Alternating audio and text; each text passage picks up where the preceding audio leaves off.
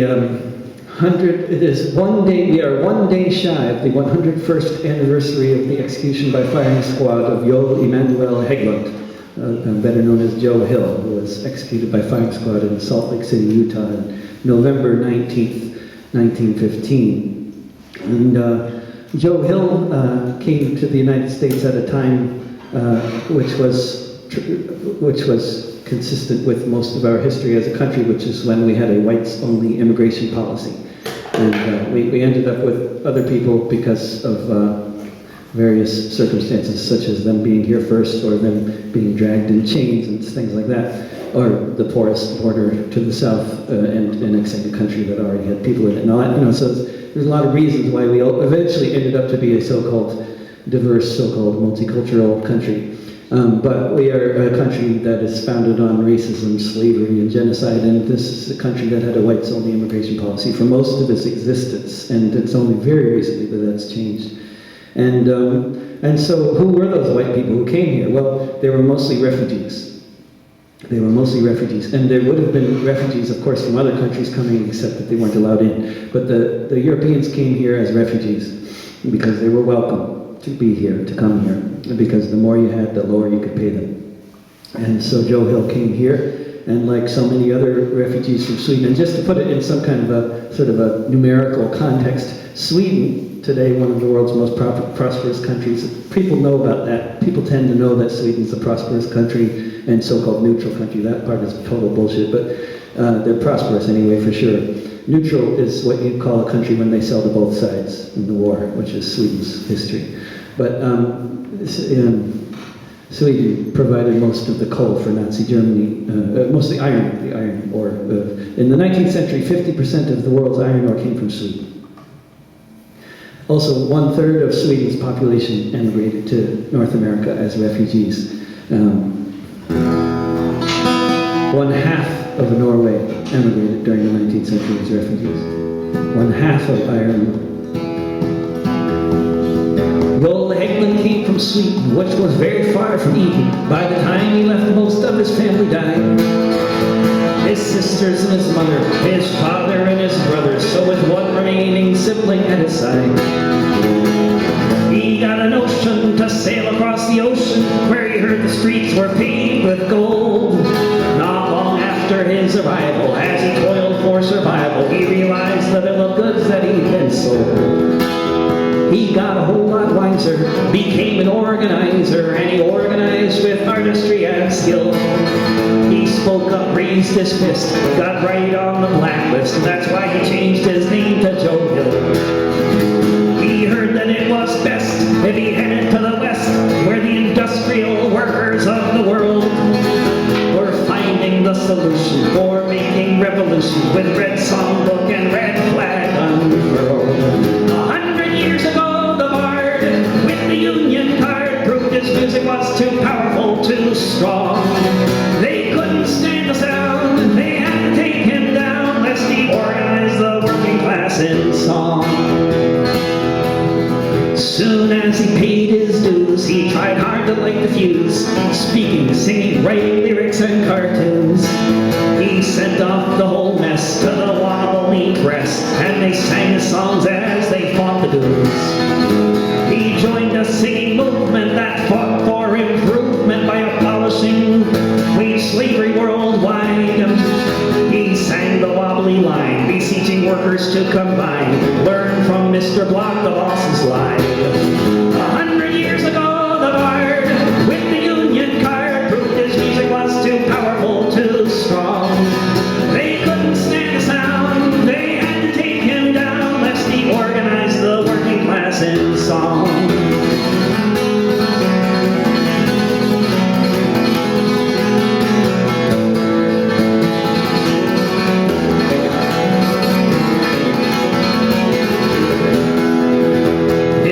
Be cut short by a kangaroo court, eager to determine one man's fate. Evidence was circumstantial, but that's inconsequential. He'd become an enemy of the state. They put him up against the wall, that was all. They gunned him down in 1915. He took all the bullets he could take there by the Salt Lake. playing the best bard they'd ever seen.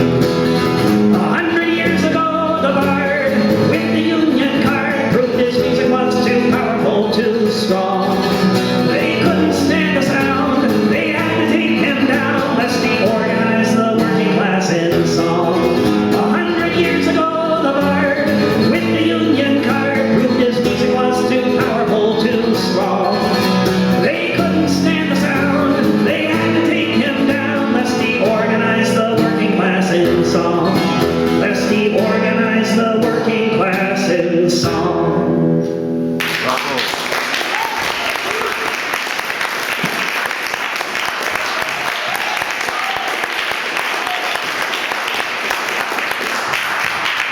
Thanks so much for coming, and thanks so much to Carl and everybody else at the Living Wage Campaign who organized this show.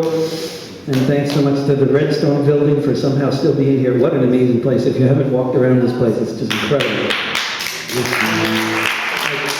All the cool kids have offices in this building. My main method for surviving these days is my community-supported art program, CSA. It's a CSA, except it's art instead of agriculture. And if you go to davidrovics.com, you'll see the button for CSA, and it basically involves signing up to send me money every year and getting all sorts of things in return, physical and digital goodies. It's worth it. Somebody says it's worth it, so it must be true.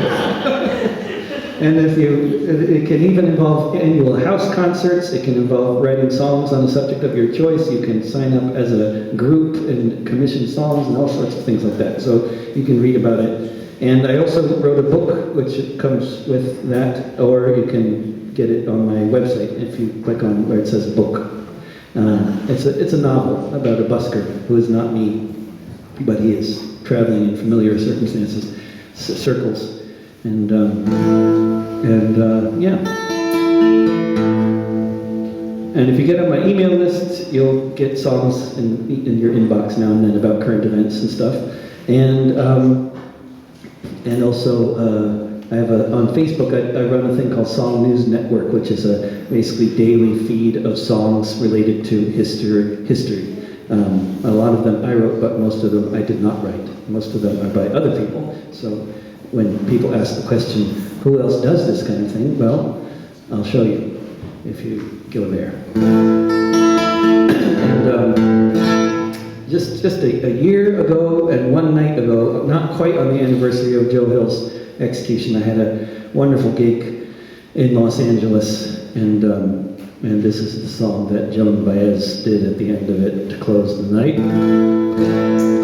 And song written in 1923 by a guy named Earl Robinson, whose name gets confused with Paul Robeson, who's the singer who's most famous for having sung the song.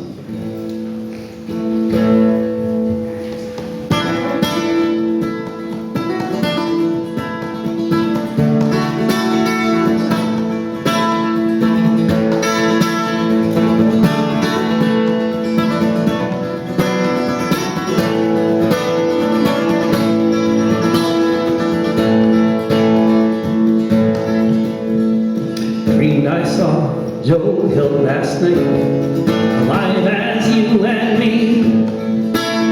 Says I, but Joe, you're 10 years dead. I never died, says he. I never died, says he. I did not dream I saw Joe Hill last night. I simply saw Joe Hill last night. Alive in you and alive in me. The work of Cesar Chavez and the work of Eugene Debs did not die 25 or 75 years ago. It will never die, says I, for it will never die in me. Copper bosses killed you, Joe. They shot you, Joe, says I. Takes more than guns to kill a man, says Joe. I didn't die, says Joe. I didn't die.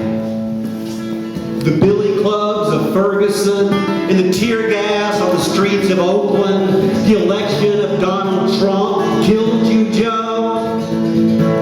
It takes more than that to shut us down. Which is why we'll stay right here. Which is why we will not die. And standing there as big as life and smiling with his eyes, says Joe what they forgot to kill went on to organize. Went on to organize. And organize he did. And standing there as big as life is the work of the United Students Against Sweatshops, the Defense Against the Dakota Pipeline, the Student Environmental Action, the San Francisco Living Wage Coalition, Black Lives Matter, Occupy, who struggle to organize a world in which all people live in freedom from oppression, valued as whole human beings rather than exploited in the pursuit of the wrong kinds of profits. They went on to organizing as they fight police brutality, organizing as they fight the prison industrial complex, organizing as they fight for $15 and a union on both sides of the border, organizing as they fight to stop a wall on our border. Joe Hill is alive, and all those who went on to organize the unorganized. From San Diego up to Maine, in every mine and mill, where workers strike and organize, it's there you'll find Joe Hill. It's there you'll find Joe Hill. And from Johannesburg to Immokalee, from Zuccotti Park to Ferguson, from Oakland to Baltimore, from Prague to Sidi Boise, that is where you will find Joe Hill, because that is where you will find you and me. And I saw Joe Hill last night. I did not dream I saw Joe Hill last night. I simply saw Joe You're Hill 10 last years night. dead, I never died, says he. For I am Joe Hill today. Died, says he. I am Joe Hill tomorrow. Died. I am Michael Brown. I am Victor Hara. I am Rachel Corey. I am Joe Hill. And I will never die, says I. For I will never die in me.